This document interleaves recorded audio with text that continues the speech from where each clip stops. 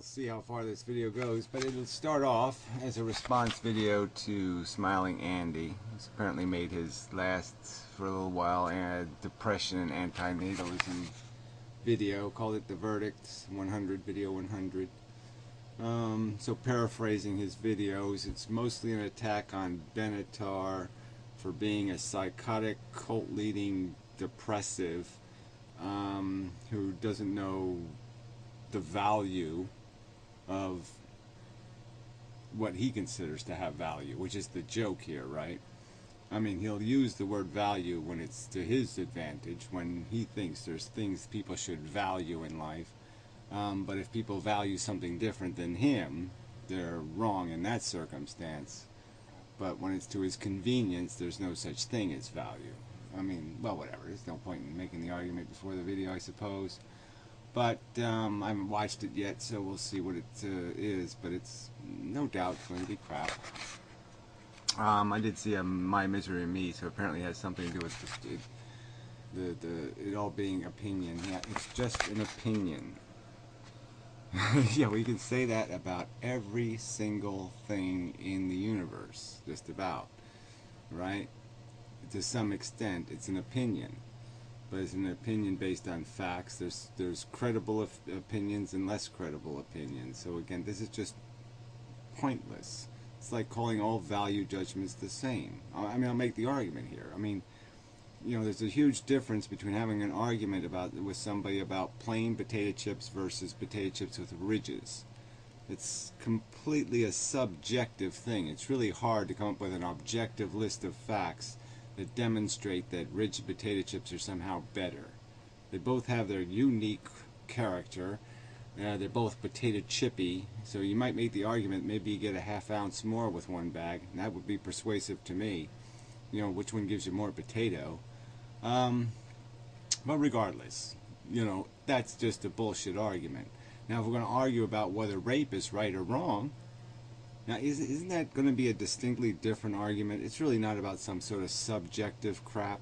It's about intellectual thoughts and understandings of what's happening, what's the event actually represent. It's not about, we're not talking about your sister being raped, we're just talking about any woman. We're just talking about a fact. Or vegetarianism or these other subjects. These aren't arguments about subjective emotional taste matters of taste. They're arguments about what we understand reality to be. And there's a distinct difference, and you're smart enough to know that there are distinctly different qualities of belief system. Some are grotesquely silly, and some are well-tested theory, and it's just idiotic to throw them all in the same category and just say they're just opinions. No, that's just so bogus, buddy. 100. Well, it's been a bit of a road, but I've enjoyed every second of it. So you've enjoyed a conversation that centers around the idea of wasted suffering in the world, billions of squandered existences in a sense, this idea of imposition, of basically birthing people to forced march for grotesque imbeciles who should never have the right to reproduce in the first place. They wouldn't be given the right by any rational intelligence. They only have a right because a DNA molecule doesn't care how dumb its host is, you know, and that entertains you. So I guess that's part of the problem right there. The very fact that this conversation would entertain you, a conversation about this vulnerability, our mortality, how difficult life can be, how painful it can be. That entertains you. Yeah, I'd say that's telling right there. It's just telling right in the beginning. We're already at a huge impasse because I can't for the life of me understand how that could be entertaining. It's like, you know, I mean, there have been shows made about, you know, hospital dramas and all that stuff, and I have to frankly say I just don't get it. I don't get war comedies. I don't get a lot of things that don't make a hell of a lot of sense. And it doesn't make any sense that you're entertained by this glib conversation that involves the welfare of other people, and you just glibly, you know, and mockingly minimize and tarnish and spit upon the circumstance of that pain with your, well, just kill yourself kind of crap. I guess it's time for me to sort of look back and see where I've come, what I've learned.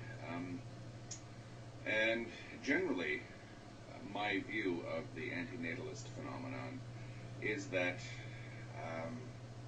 for what it's worth, and I doubt many antinatalists are terribly worried about my opinion, it is, at best, an opinion. At best, just an opinion. So it barely even qualifies for being called an opinion, right? A philosophy held by people like Jack Kevorkian, Mark Twain, Schopenhauer, you know. Yeah, go ahead and trivialize all of us, you know, and argue that somehow we haven't made coherent arguments, that we haven't put things on the table that you still haven't answered. Just simple thought experiments. Like, what exactly would you expect from a Frankenstein monster in that circumstance? You know, I mean, you should just sit around and just say, let Dr. Frankenstein continue making Frankensteins. No problem. You know, you haven't dealt with anything, any of the substance of the argument, the whole idea of the imposition. You just ignore the fact that these words even exist. You basically eviscerated the idea of harm. I mean, it's just insane lengths you've gone to. You've destroyed concepts like imposition and harm to convolute and pervert the universe so you can make some kind of response. And then you're going to say something, it's just an opinion. Well, it's just an opinion that provoked you into doing something so preposterous that in future videos, if you commentate on anything, and you ever say the word harm or value, you're going to look like a complete ass. And maybe somebody will point out your hypocrisy, or maybe they'll play your old video and just point out, well, wait a minute, this is what this guy said about harm before. Why is this harm somehow important and the harm he was talking about before wasn't? Why is this imposition possible when he didn't think it was an imposition to do that? So if you have already established, you have built yourself a foundation from which you can talk about nothing.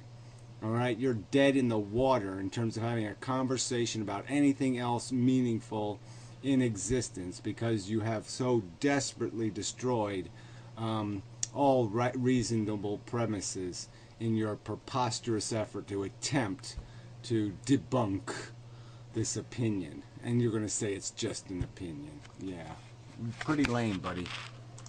It's a value judgment placed upon existence itself. Well, duh. I mean, duh. So you came to that conclusion. It says better never to have been. Yes, it's a value judgment, quite obviously. Quite obviously, the philosophy is built on arriving at a value understanding. The whole asymmetry has got value judgment written all over it. So, wow, what an observation. And as value judgments are just value judgments, it's... Okay, that doesn't say much, does it? Value judgments are just value judgments. Right, so if you ever in the future make any video where you imply that something is wrong or bad behavior or would be better suited if we didn't do that, the guy can just make the argument. Well, you said value judgments are just value judgments, so my value judgments are as good as yours. You have no merit in making any comparisons or judgments. You won't allow reason to be part of the argument because they're all subjective. So again, you can't say anything about anything ever again. You're completely broken as a rational argumentator. Arguable. I don't think it's possible to debunk it. I don't think it's possible to even win anyone over from an antinatalist position. That's, again, just like coming to antinatalism. Leaving antinatalism is something that only the individual can do for his or herself. Oh, well, there are people that do vacillate, okay, based on their personal emotional circumstances. So with any, there's always people that hold beliefs for different reasons. But I mean, it's obviously not a conclusion you reach casually or superficially. It's so opposite in intuition and every other cultural standard.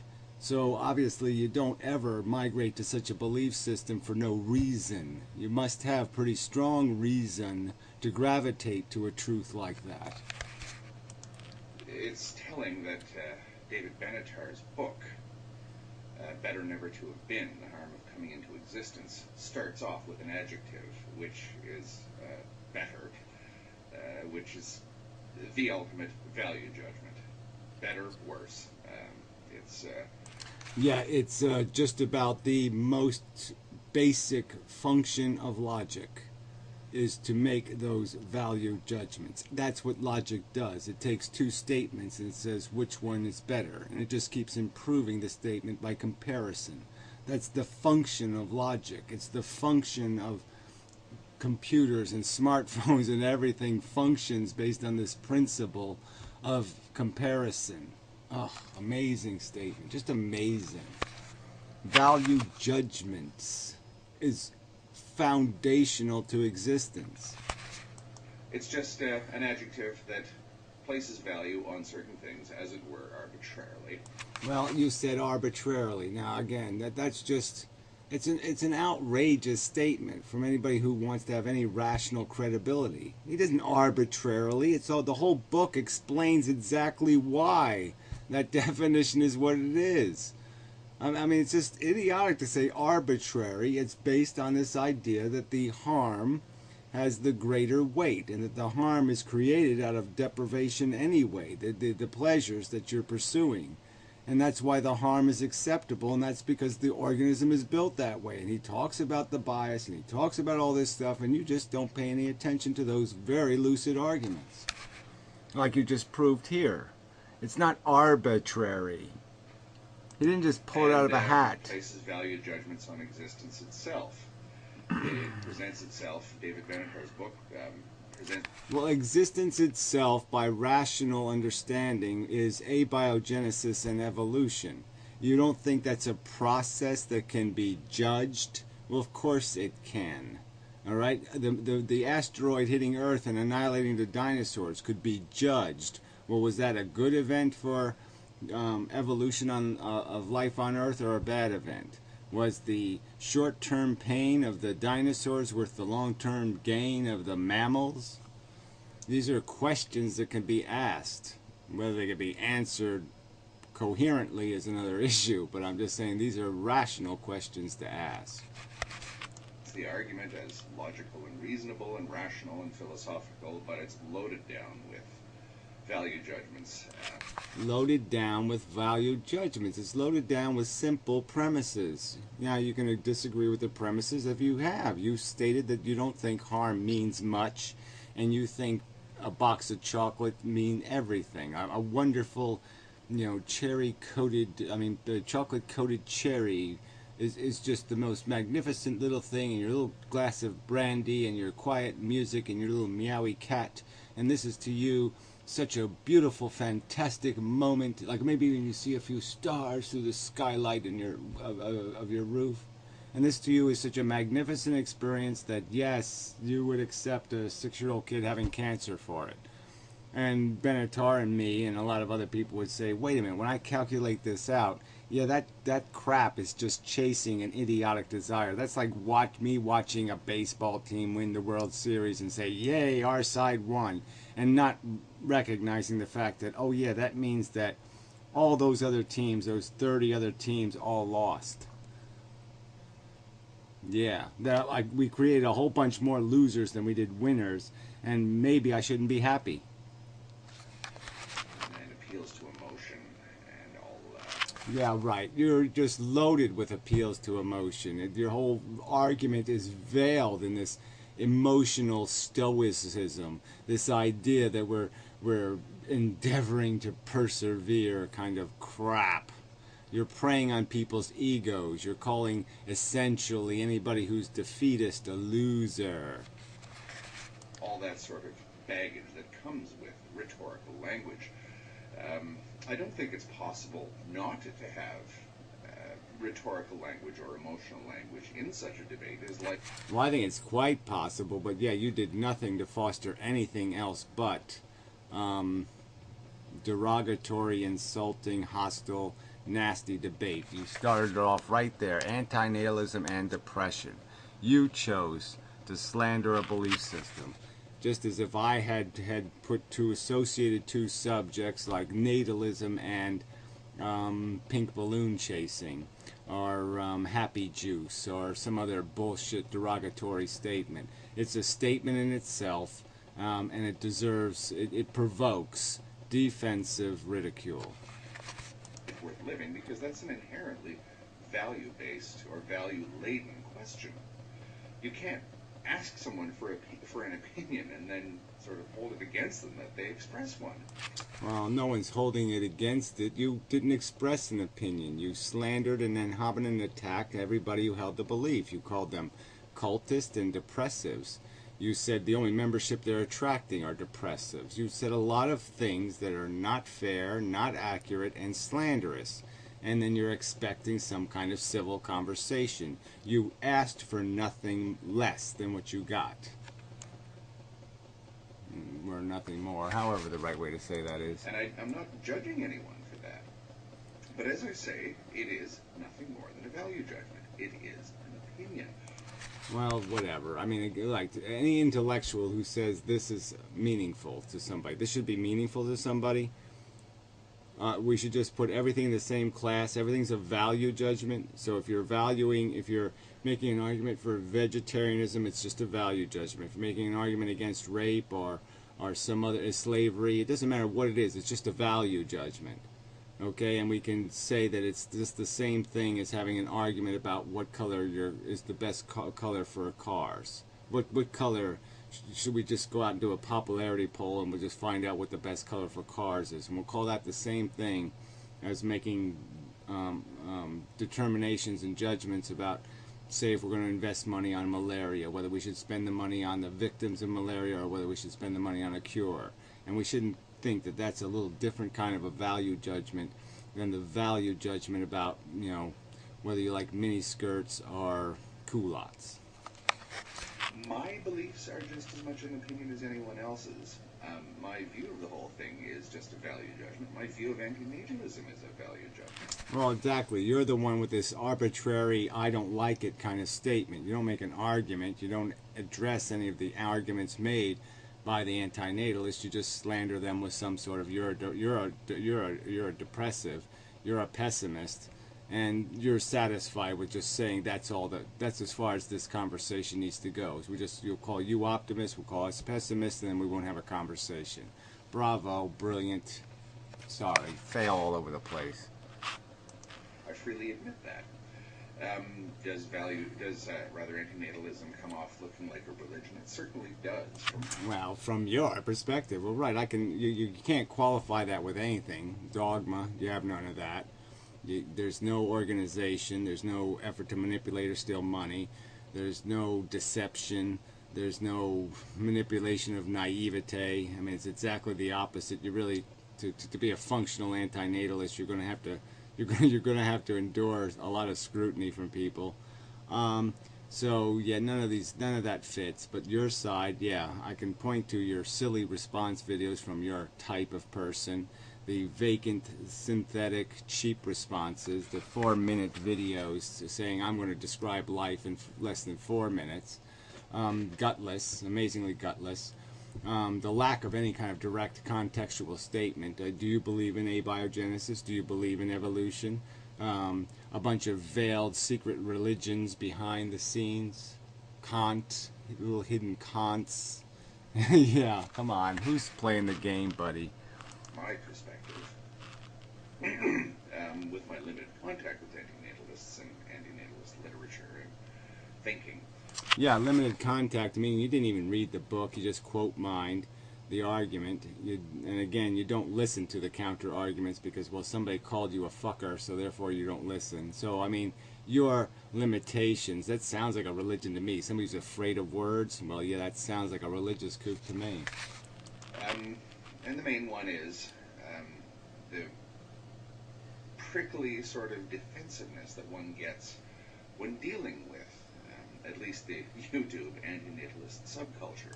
Oh yeah, right. Come on, like you're not going to get the same kind of prickliness on a million political subjects you could talk about. The same kind of campishness. Are they all cults? You know, is capitalism a cult? Is people who defend Social Security, are they cult members? I mean, this is just such crap as an argument. It's difficult to find antinatalists anywhere else apart from YouTube. Not that I really look very hard, but the fact that, generally speaking, people making cases for YouTube antinatalism are generally extremely dismissive and denigrating towards anyone else's beliefs in anything, and denigrating and derogatory towards everyone. Yeah, whatever. That's right. That's right. Because it's traditionally anti-religion, anti a lot of things, and that's basically the start of this thing. And yeah, there needs to be dismissiveness. That's sort of the conclusion. It's the world should really have its fill of religious assholes, silly people who believe in fables and myths and nonsense. You little balloon-chasing Looney Tunes with your unicorns and your Gaia and your other crap, your made-up religions. And yeah, there's a certain point where the world has been destroyed enough by you assholes, and it's time that people fought back. And that voice is getting louder and louder. And you can pretend that it's just some tiny minority, but it's not a minority that's not growing. And I think once this gets fair exposure, you're going to lose the argument, decidedly. Everything. I think that it's a bit bizarre that people should get defensive whenever antinatalism is attacked, but it does seem to be that that's the case. Well, it's not getting attacked by a rational argument. It's getting attacked by a slander. Oh, I'm an anti-natalist because I'm personally depressed. You know, that's your argument. And I'm depressed for not any good reason. I'm not depressed because I'm living in a stupid world and I've recognized the stupidity. I'm not depressed because I can't stomach the injustice of the world. No, I'm depressed because what? I didn't get enough chocolate ice cream today. That's your insinuation, asshole. And it's a bullshit insinuation. Any philosophy that's all negative, you're going to taint it with this idea of you're a depressive. All right? That's your basic function. All right? Is there any negative human, anti-human, anti-future existence philosophy that could possibly exist? Anybody who figured it out on a piece of paper that doom is inevitable, you know, that there's no way for us to escape our destruction. Anybody who does that, anything negative, you're just going to put them in this category, and you're going to call that a fair argument. Well, I call it a completely bogus argument. There is negative in the world. You're saying there isn't any because life itself doesn't contain it. Life itself is so redeeming and so glowy and so sparkly and so purposeful that there's no possibility that the whole thing could be made out of maggots. I mean, it's just a bullshit argument. And anybody who sees flaw in it is going to be critiqued by this simple accusation, you're a depressive. I mean, it's just so bogus that you've just declared the victory of your position as if there's no such thing as excessive optimism. I mean, what a pile of crap. And again, that inevitably points to some sort of fanaticism or emotional investment in the whole thing, which is fine, again. Yeah, well, if people can't get emotionally invested in subjects relating to harm, the suffering of human beings, the suffering of animals. I mean, if they can't get emotionally invested in that, what exactly are they supposed to be emotionally invested in? Oh, that's right. Let's kill the Yankee fans because I'm a Red Sox fan. Right? That's what people should be emotionally invested in? Or maybe Google Corporation. Some people are saying nasty things about Google Corporation. Let's go save the reputation of the corporation. That's what they should be emotionally invested in? I mean, come on. Well, I mean, this is just almost ludicrous, right? The most important subject in the world, the creation of life and the end of life. These are the most important subjects in the world, how you take life, how you force life on something, or give life. And you're going to sit there and say people shouldn't be emotionally invested. Amazing.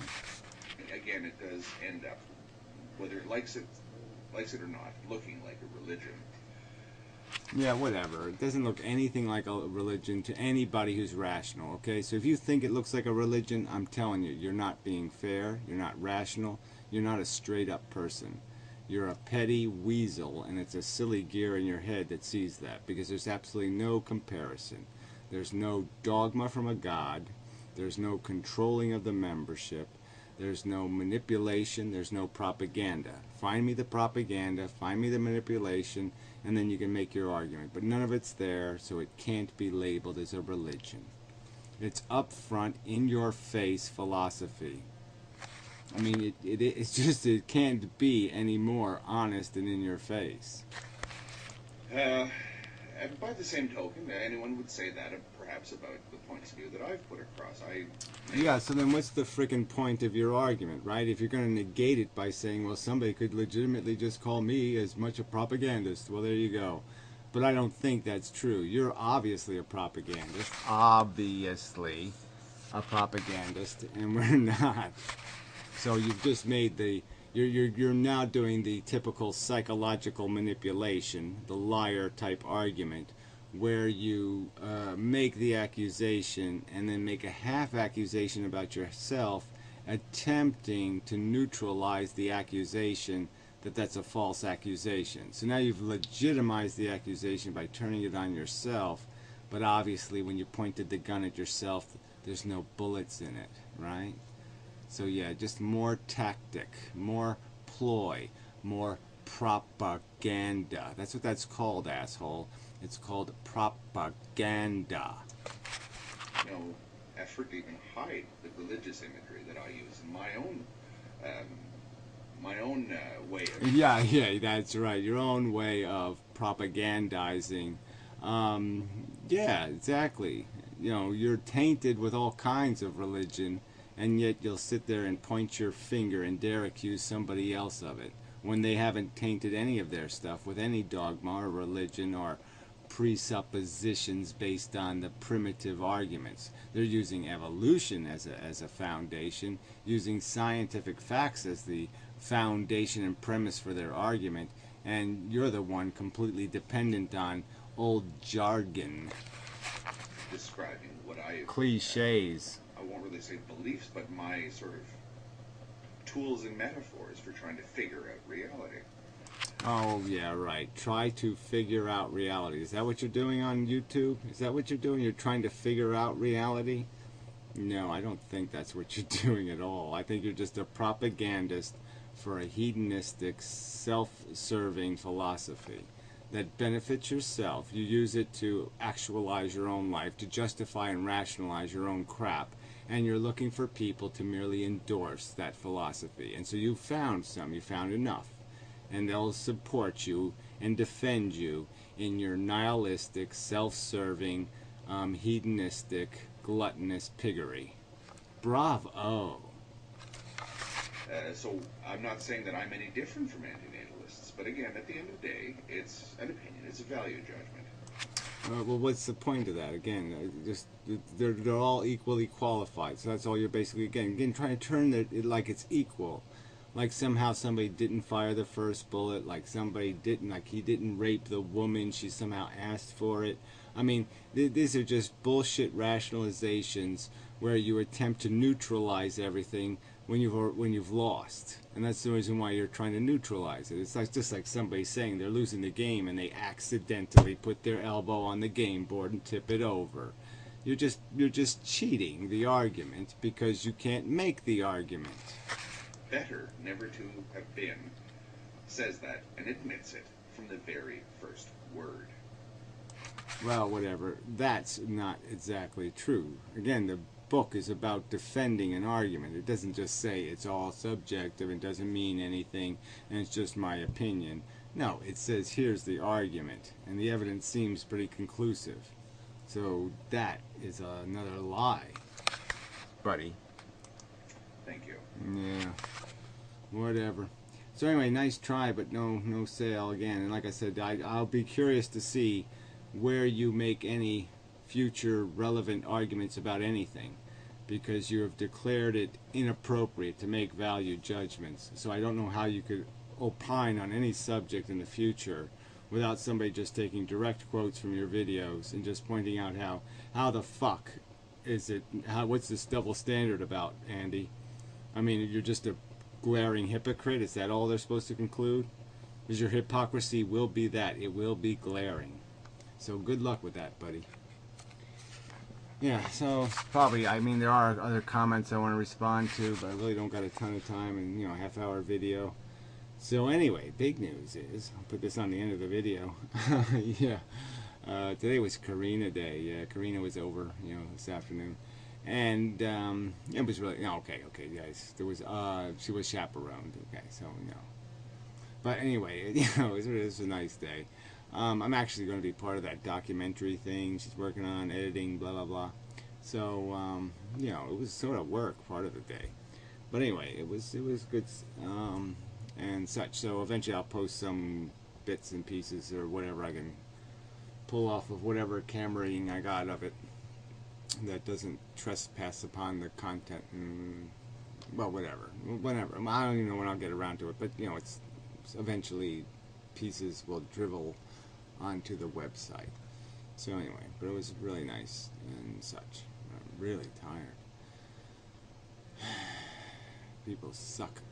Yeah, they just... Yeah, there was no way I could say it without it sounding wrong, but yes, I lose something in the experience, but not in that way. But anyway, so yeah, I'm really exhausted. So anyway, till next time. I got, who knows when. I guess I have so much that has to get done and so little time to do it. Anyway, till next time. Nah, I guess I'll post this on YouTube, so I'll make it an update video. Might as well, because it's the last Andy video, blah, blah, blah, blah, blah, blah, blah. So anyway, I have done a couple of these stupid comment videos. It's about the determinism subject. I think they're getting to the point. The guy who made the comments that provoked these videos has made more comments, so I'll probably make a third version of that. But I might try to do that more often, comment videos. Guerrilla stuff. So these are all determinism, bodybuilders, bodybuilding, which I thought was a good title, because it just, you can read it many different ways. Because Nick's term, the modern mystic, was that we're basically nobodies because of determinism. Determinism makes us nobodies because we are all just the universe universing. And but the thing is that our we do have a body, and this mechanism essentially builds these bodies. I mean, the determinism, the universe has built bodies. It hasn't not built them. Eddies are the thing it creates. The stream wouldn't have any interest at all if all the water just went in straight lines down the stream. The stream, it's the eddies that are the parts that have the something to them. Okay, they're not doing something that's not deterministic, but they're the thing where the action takes place, where the friction is, where the changes, where the distinctions are, the differences, and those have to be acknowledged as realities. And it's also just very defeating to call us non-entities. We are entities, and we do make things happen deterministically. We don't make them happen, but the happenings happen through us, and we're an us. We're a complexification, and there's just no reason in saying we're not using, because we are. But anyway, so these are all determinism videos, but they're all pretty good. The what the fuck from Saturday, I don't remember what that was. Stickam, got like 6 hours of that. These are all good videos, though. I think this one was Silly Words. I think that was a good video. I don't remember. Damn it. I wish I could remember these exactly, but these were some good videos. This was a good video. Should have shoulded them needing should-ing. Yeah, so that's more on the determinism thing. So it's really just the, Andy and Professor and Modern Mystic, and mostly. Yeah, there's the last YouTube video. So it started off with this value video, but yeah, there's good videos in there. Alright, I didn't do a very good job of paraphrasing the videos, but they're all winners. It's like 8, 10, 11 videos. Yeah, so 11 videos since the last update. But yeah, there's some good shit in there. Yeah, I think this gorilla one was good. I really do. But maybe it's this one. These were okay. This one was almost better. The pre-video was almost better than the video. These are good videos. Anyway. Yeah, till next time. And such.